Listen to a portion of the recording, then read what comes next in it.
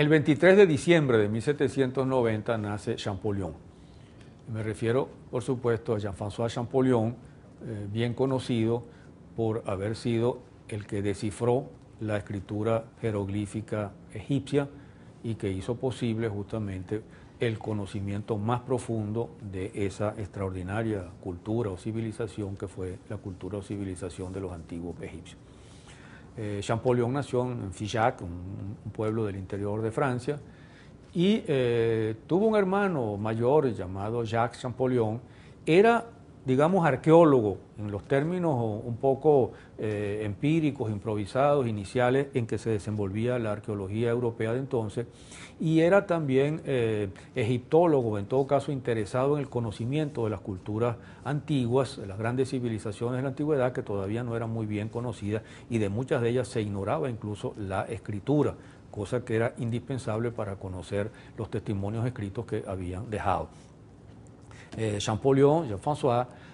se interesa enormemente, gracias en buena parte a la influencia de su hermano mayor, en el conocimiento de estas culturas antiguas, de estas viejas civilizaciones y particularmente en el conocimiento del antiguo Egipto.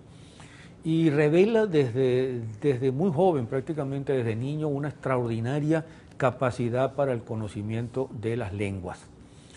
Champollion es un individuo que siendo un adolescente de 14 o 15 años, ya no solo habla y lee y escribe perfectamente el latín y el griego y el hebreo, sino también el árabe, el amárico y el copto, que era el lenguaje que se usaba en el antiguo Egipto ya en los primeros siglos del cristianismo. Y es más, Champollion a los 16 años, si no me equivoco, 17 años, ha sido capaz de escribir, de elaborar un diccionario copto, un enorme diccionario copto, ¿sí? Y manifiesta un extraordinario interés por la cultura egipcia.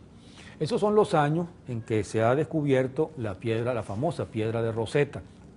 La expedición de Napoleón en 1799, a comienzos de 1801-2, ha descubierto en Rosetta una piedra que tiene la característica de tener tres textos, un texto en griego, un texto en el egipcio jeroglífico, absolutamente incomprensible hasta entonces, y un texto en el llamado demótico,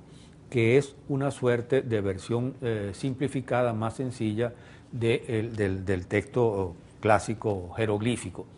Esa piedra, descubierta por los franceses, cayó en manos de los ingleses cuando los ingleses derrotaron a los franceses en Egipto y se la llevaron al Museo Británico. Y por ello Champollion tuvo desde temprano un competidor, un joven investigador inglés llamado Robert Young,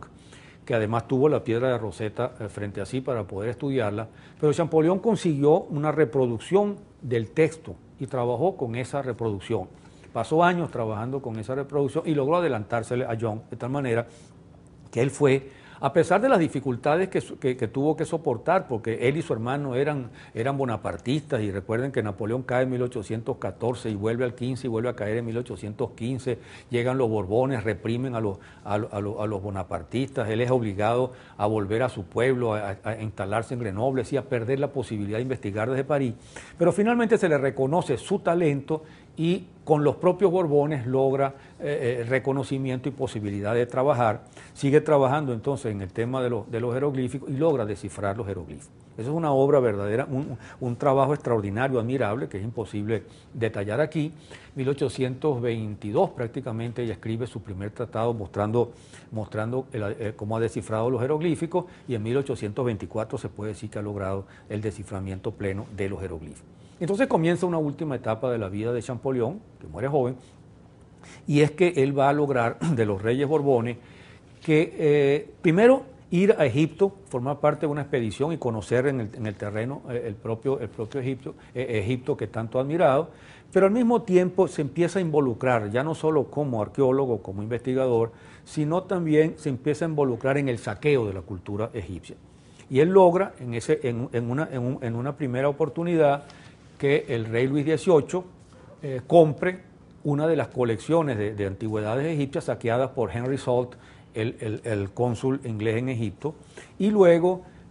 a pesar de que el rey no quiso comprar la colección de Drobetti, que era mejor y que era más grande, y la compró la compraron los turineses y pasó el rey del Piamonte y pasó al Museo de Turín, logra que Carlos X, el hermano y sucesor del de Luis XVIII, compre la segunda colección de Drobetti. Cosa más grave para el Museo del Louvre, cosa más grave fue que cuando estuvo en Egipto, convenció al gobernante de Egipto que le regalara a Francia, al rey de Francia, uno de los obeliscos del templo de Luxor. Y se mutiló de esa manera el templo de Luxor para sacarle un obelisco y mandarlo a París, que es el obelisco que está en la Plaza de la Concordia. Es decir, Champollion fue un extraordinario investigador, un admirable investigador, pero combinó, como solía pasar en esos tiempos, la condición, y sigue pasando, la condición de investigador con la condición de saqueador de la riqueza de los países estudiados, de las culturas estudiadas por él mismo como sabio, o por ellos mismos como sabios.